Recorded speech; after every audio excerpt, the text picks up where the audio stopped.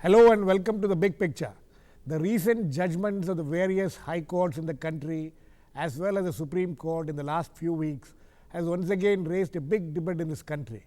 Some, like the Allahabad High Court judgment directing the media not to report on army movements, the Supreme Court direction to the centre to set up a special panel to link rivers, the ongoing hearing in the Apex Court over formulating guidelines for media on reporting of matters concerning criminal cases, the Karnataka High Court order on the appointment of Lok Ayukta and the Upalok Ayukta, to name some, have raised questions about whether these are cases of judicial overreach or judicial activism. Here, some argue that these are necessary and are not cases of judicial overreach and are rather judicious decisions. In the light of this debate which has been raised, we are asking the question on this program today: are we in an era of judicial overreach or judicious decisions? To discuss this, I have with me today a very eminent panel of guests: Justice Mukul Mudgal, former Chief Justice of the Punjab and Haryana High Court; Raju Ramachandran, Senior Advocate of the Supreme Court; A. Surya Prakash, a senior journalist and columnist, as well as the author of the book What Ails Indian Parliament. So, welcome to all my guests. Let me first go to Justice Mudgal. Justice Mudgal, this debate seems to have once again come up in the last, periodically we have had this debate. These debates will always come up. Will always come up, and the latest is following the decision of the Allahabad High Court, which directly hits the media. There was a report in the Indian Express a couple of weeks back. Now the Allahabad High Court is saying no media should cover the movements of the army. I mean, is it a reasonable judgment? Is it judicial overreach or is it a judicious decision? The two things. It's a pending case, so I don't think too much discussion should take place. If you ask me if I would have given such a decision, I would say no. Yes. Because I think the movement of army troops certainly, but in times of sensitive war efforts and all that, then perhaps the restraint should be there. Right.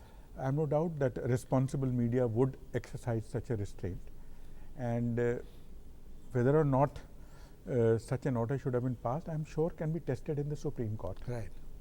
But till it is tested in the Supreme Court, the media has been directed not to report anything like that anymore. Right or wrong, if there is a court order, it must be obeyed. Absolutely. Till it is set aside. We will see that also. Raju, it is not just about the Allahabad High Court. As I mentioned in the introduction, the interlinking of rivers. The court says that, has set up a 13-member panel, says that, initially during the hearing, I remember the court was saying if it's a matter of financial constraints, then we'll have to think otherwise. But now at the end of it, they said we set up a 13-member special panel to link rivers. Is here, some of the people argue that it is overstepping its limits. It is now getting into the executive's prerogative of taking policy decisions. That's, I think, a legitimate view that in the river interlinking matter, right, the court has trod on the terrain right, of executive and of policy making. But I want to compare these two examples which you have taken in the last couple of minutes. It's very easy to use this term judicial overreach. Yes. Now, the first case, it is a wrong order. A wrong order doesn't make it judicial overreach. What does it make? A wrong order is capable of correction by a superior court. Right. Judicial overreach is when a court transgresses its limits. Okay. So, in the latter case, yes, it can be legitimately argued that the court has gone a little too far. Okay. What about the ongoing hearing? We should not be talking too much, but this is concerning the media, and it is not that there was a case or anything. The Supreme Court is now going through a hearing, asking very eminent lawyers to come and depose before them or help them to lay down guidelines on reporting. How important is it? How relevant is it? And is it necessary? Generally, I don't think there should be guidelines for media. But when it comes to criminal cases, I think there are many of the media incidents have affected the rights of the accused. To that extent, to protect the rights of an accused to a fair trial, just see, somebody is caught, he is shown on the TV, his reputation in the society is destroyed. Even if he is proved to be innocent, his life is finished. Take another case, the man is made to confess his crime on TV. Now, take the example of some session judge who has been seeing that, some magistrate who has been seeing it on the TV. Even if it is a forced confession, he will never be able to acquit such a person, even if there is no evidence. Psychologically, it will hover in his mind. So, I think on criminal trial where it affects the right of an accused, there ought to be some guidelines, and not in any other case. This argument would be, can be taken by every person who has been accused in a criminal case. Then that means the media just cannot report crime at all. No, media can report crime. It can give its own views on what has happened, how the investigation has progressed, what the court has done. But to get an accused before the camera, splash his photographs on the third page or on the first page, that is not right. The right of an accused to a fair trial are impeded very badly. I think the Supreme Court is specifically worried about the Arushi murder case, and in that context, in fact, in this hearing, during the hearing, the Chief Justice has also mentioned about it quite a few times during the hearing when he was hearing the senior advocates. So he's talking only of Arushi, not just Arushi. Just an example. It's an example. So Surya Prakash, Arushi murder case can be seen as one of the blots on Indian journalism. Yeah. Some people see it as a blot on Indian journalism, the way it was covered and things like that. Yeah. But that one case, that one instance of the way the media covered it, should it lead to some kind of a fetters on the media? No, I will say that my view is that there should be no regulation imposed on media. The media must self-regulate. But then we in media have been saying this for a long time. Right. But there is no self-regulation in media. In fact, my view is that the politicians were a difficult lot for long years in this country. Yes. But even politicians we see have started self-regulation. Take the case of Parliament. 11 MPs were caught asking cash for questions. Right. All the 11 were expelled. There were 4 MPs who were caught on this MP lights thing. Right. That is basically, offering contracts to private companies. Right. They were all suspended for 3 months or 4 months and reprimanded by Parliament. Yes. Can you cite a single instance where an Indian journalist, has faced that kind of this thing by his peers and internally within the media? Even politicians do better than us. So we need to reflect on that, and we must bring in these initiatives. Raju, so you think even among the senior advocates like you people in the Supreme Court and others, there have been several during the ongoing hearing. People like Fali Nariman and others have been arguing, saying that there should not be any guidelines. That's right. But do you subscribe to the view that there should not be any guidelines, or do you think, as some of the leading lawyers, leading advocates of the Supreme Court who have also been arguing in this similar case, say that there has to be certain guidelines? If there can be guidelines for the print media, the Press Council of India has laid down certain guidelines which is applicable only to the print.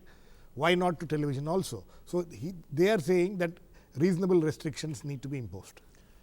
There should be guidelines, I fully agree, but I don't agree that there should be court-imposed guidelines. These guidelines should be imposed by professional bodies. Right. But as Surya Prakash rightly points out, the profession has failed, and that's why this issue is coming up. But there are wise counsel who are giving wise counsel to the Supreme Court on what to do in the matter. So I don't think we need to debate this further.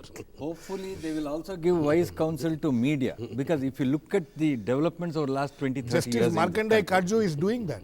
No, not Justice Markanday Kaju. I'm looking at jurists and senior lawyers in the country, and legal persons and men and women of experience in the field of law, who should advise the media now on how to go about this, rather than, you have a constitution bench sitting today considering whether we need to impose guidelines on media. This is a thing that the media has brought upon itself. Why would this happen? I couldn't have imagined this 20 years ago. Exactly. So we need to reflect, and we need to see how you can ward off this kind of regulation imposed either by courts or anybody else. We don't want that. Justice Mudgal, Yes. coming back to the issue of what I was discussing with, we'll come back to the media issue a little Yes. later. As far as what Raju Ramchandran I was discussing with about the linking of rivers. This is clearly a case of, according to Raju, overreach of the judiciary and getting into the domain of the executive. Do you agree with him? On this issue, yes. But please also don't forget why this has happened. You've seen year after year, some parts of the countries are flooded completely. Right, Some parts of the country are totally parched. right. And there has been no effective measures except giving flood relief, somebody going in a helicopter over the area and being filmed doing it. So, sometimes when things cross their limits, there may be an overreach, and the overreach may be there. But it has been occasioned by the fact you see the misery of the flood hit, see the misery of the people who have no water year after year. That's right, but do you think the Supreme Court has the wherewithal, the expertise to, it has set up a special panel. Tomorrow, if I remember correctly, when the CNG judgment came, I think you were one of the persons who didn't take to it very kindly. You had some problems with that judgment. No, I had problems and I still have the problem. Problem is this: you are insisting on CNG. You are not banning diesel cars. Today in this country, Delhi, Right. for instance, every year about 30,000 diesel vehicles, there will be more now, are added to the Delhi's roads. 30,000 diesel vehicles equal the emission by 10,000 diesel buses, which the strength, roughly the strength of the Delhi's public transport. So now it has become a tokenism, because every year a bus fleet of diesel is being added, because 3 cars emit as much diesel as 1 bus. So today it has lost its relevance. You have to ban diesel cars, for which is a subsidized. Today you have BMWs and Mercedes. Justice Mudgal, that's not the point. Was that the judiciary, the Supreme Court said that CNG should be used. I don't think that was right. My view is they should have said that the Pollution Control Board fixes X number of particles per million. Sir, I have with me on the phone line Mr. Somnath Chatterjee, the former Speaker of the Lok Sabha. Mr. Chatterjee, can you hear me? Yes, I can. I'm sorry that I'm held up in a traffic jam. It's okay, sir. But I'm glad that we could at least get you on the phone line. Mr. Chatterjee, we are discussing, as I mentioned, about the judicial overreach. Now, the last couple of weeks, we have seen certain judgments. One is of the Allahabad High Court restraining the media to report anything regarding army movements, and also this interlinking of rivers. The Supreme Court has said that has set up a special panel. So you have yourself been talking about this when you were a speaker. The Jharkhand case was a very clear case of you thought judicial overreach. So you think that these issues are now coming back to the fore, and what is the solution for this? Solution is self-regulation and consciousness about the respective obligations and the powers of our different organs. It seems that everybody wants to sort of encroach into others' areas, which I don't say in every matter, but in some matters it appears to be so. And that's why the question of the executive responsibility is being affected also. There are matters which the executive should decide. There are matters, obviously, which only the judiciary can decide. The trouble is, I would have liked much more that the people's access to judiciary, to the highest courts of the land is made more smooth. How many people can approach the Supreme Court? How many people can approach even the high courts of their country? What type of justice they are getting? enormous cost, enormous delay that is taking place. Instead of tackling these issues, we are busy with some executive decisions or other decisions which could be left alone to the executive. After all, there has to be an accountability. Accountability of the executive to the legislature and through the legislature to the people. Right. If there is no accountability for decision, well, I have a highest respect for our judiciary. They have done wonderfully well to protect our citizens' fundamental rights and put the government also on a proper path. Right. But there are areas I wish it could be avoided, like you have mentioned the Jharkhand case. Yes. And what we thought also the expulsion case. Right. Is that there are certain matters should have been left to our legislature to decide to regulate its own affairs. However, these are fortunately not many cases, but I think some rectitude was necessary on behalf of all the organs, not only judiciary, all the organs. Mr. Let us Chatterjee. try to keep within our own periphery within. Right, Mr. That's my humble view. Mr. Chatterjee. There are others who have different views. Mr. Chatterjee, one of the arguments about why the judiciary seems to be getting into the domain of the executive is because, as Justice Mudgal here was pointing out earlier, the failure of the executive to hold its own responsibility, to fulfill its own responsibility. May I pose a counter question? Yes, sir. How many cases are pending in the courts? How many millions of cases are pending in courts? Right. Why can't they dispose of them in I'll time? answer that. Then you find excuses, not many courtrooms, not many judges and all that. Right.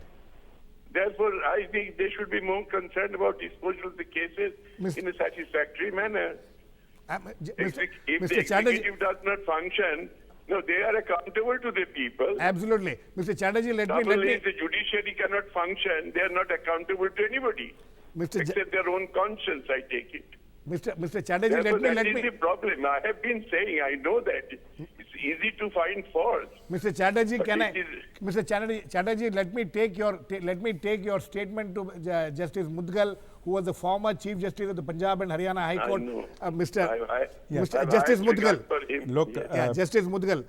I must tell you that the former Speaker, Mr. Chatterjee, is putting the onus right back on the judiciary. Yes, I'd like to answer that by first saying Mr. Chatterjee is one of the most respected senior advocates of the Supreme Court also. Right. So his experience is very vast. But I'd like to say one thing, that he himself gave the answer by saying there are not enough judges, there is not enough infrastructure.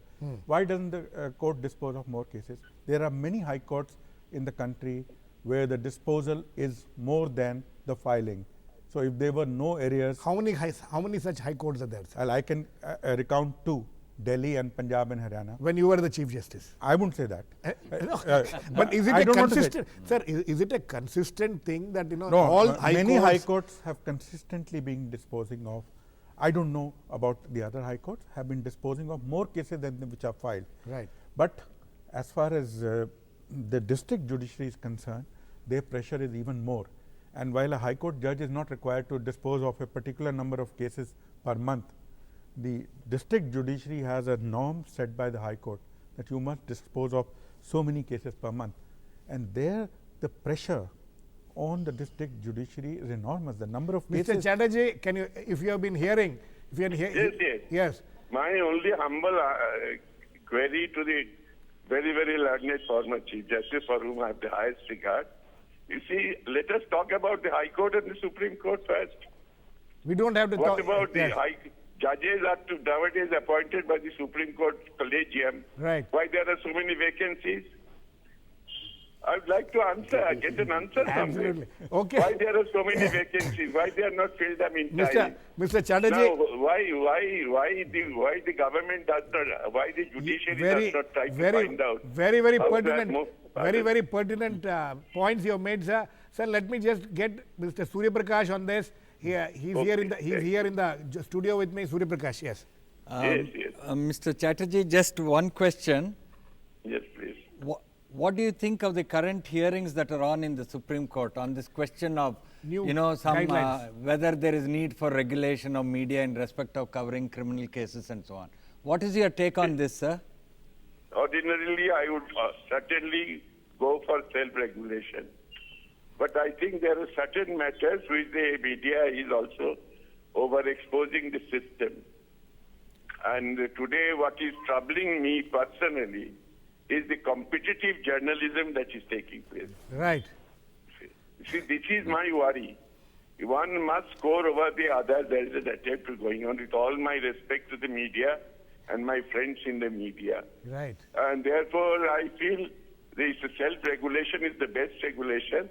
But if sometimes even the executive can have an idea about the troop movement, instead of mentioning that you should put restraint on this, whether it goes against the country's interest or not. Right. Why should I don't want the judiciary to intervene, because they can't get information in all matters. They don't have the information. Right. But so far as the media is concerned, I sincerely feel, with all my respect and my admiration for our media, which is very independent, very responsible, that they should occasionally also consider national interest.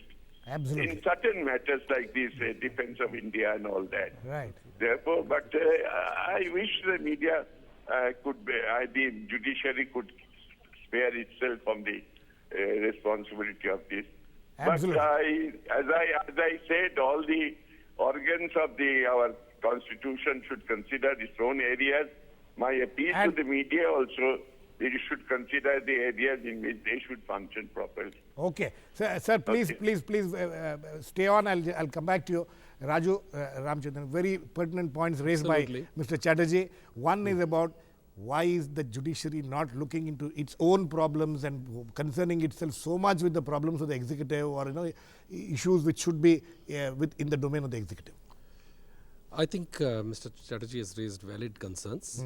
Justice Mudgal has also pointed out important reasons why the judiciary is not able to cope with the arrears. But I want to focus on a different He's aspect. saying that don't talk about the lower judiciary, at least what is happening in the higher judiciary. I think the main problem with our superior courts is a complete lack of time management. Right.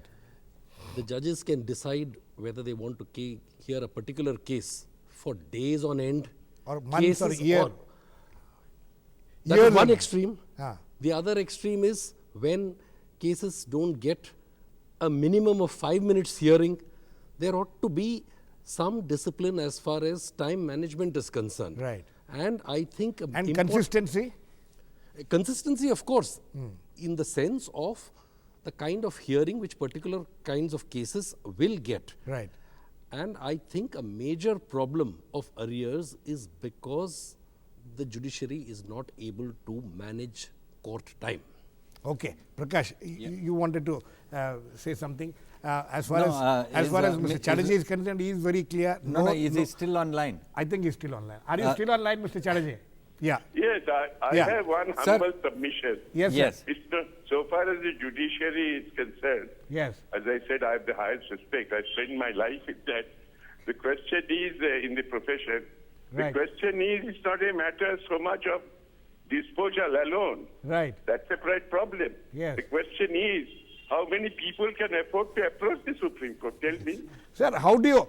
So, this is a problem, fine. But how does the judiciary find a solution to this problem, according to you? Well, that I would have expected the judiciary to show leadership here. Mr. Justice Mudgal? Yes, Access to Justice- the sir- alternative disposal machinery. Right. Sir, Then, Mr. whether Chatterjee, some Mr. Chatterjee, let me get... judicial Mr. Chatterjee, let me get... assistance to be given to the litigants, people coming from all over India and coming to Supreme Court. Right. How many people can reach Delhi? Mr. Chatterjee, I am getting Mr. These are- Mudgal's... Justice these Mudgal are wants to very say large something on... issues. I'm not saying it's a simple issue of saying yes or no. Mr. But Chatterjee, these are matters Mr. I Chatterjee, think- let me get Justice Mudgal on this. Yes, I think Mr. Chatterjee has raised a most valid point of most people in India not being able to afford litigation in Supreme Court. Right. The solution is an effective legal aid system, and both of us had been associated with legal aid. Right. One solution is that you pay the lawyer who appears for the legal aid exactly the same fees as you pay to the government counsel, Right. and you pick up a panel of bright young lawyers And I remember senior advocates like Mr. Chatterjee, if asked to appear on behalf of the legal aid, eminent counsel have never said no. Right. But that is the top bracket. But the soldiers of the legal aid must be paid well. I remember doing entire cases when the fees of the legal aid Okay. was 250 rupees. Sir, we are running short of time. Surya Prakash, very quickly. No, last point as far as Mr. Chatterjee is, I want to ask him, sir, do you think this is the time has come to fast track self-regulation in media? This is the first thing. Second, would you recommend institutionalized self-regulation? Okay, sir. Sir, we have very short time. Just a quick reaction, No, sir. of course, so far as the self-regulation is the best regulation, undoubtedly, no doubt about it. I myself said that. And I hope there will be no occasion in the judiciary will have to intervene in the matters of media. Okay. If the media conducts in a manner which consistent with national interest, as it does generally. And so far as the judiciary's aspect is concerned, I think let us think of the people who need justice. Right. I am more concerned about the people who need justice than the lawyers and the judges. Okay. Okay, sir. Sir, on that Thank score, we are completely run out of time. Thank you very much for joining us. But I wish you were on the OB. But anyway, I'm so sorry. the traffic in the Delhi traffic. the Delhi traffic. But I hope the Supreme Court will not come and try to regulate the Delhi traffic. Thank you very much, sir. Thank you very much for joining us. Yeah. Last words to you, Justice Mudgal. Yeah, I didn't just have 30 seconds. I remember I said why CNG was wrong. Right. It was because the Supreme Court have said that the parameters of the act should be met, whatever the method. A vehicle which does not pollute as per the law should have been permitted, not how to do it. How to do it. Okay. So we have completely come to the end of the show. It is evident that this is a debate which will continue. This is a debate which needs to continue in any case in this country. The fact is that certain decisions of the judiciary will be criticized as some call it overreach, some call it activism. But the fact is that the media also, which has come under the scanner nowadays by the judiciary, also needs to self-regulate, as all my guests today made it very evident. Thank you very much for joining. Thanks to all my guests, Mr. Somnath Chatterjee especially, Justice Mudgal, Mr. Raju Ramchandran and Surya Prakash. Please keep watching. We'll come back with another issue on The Big Picture.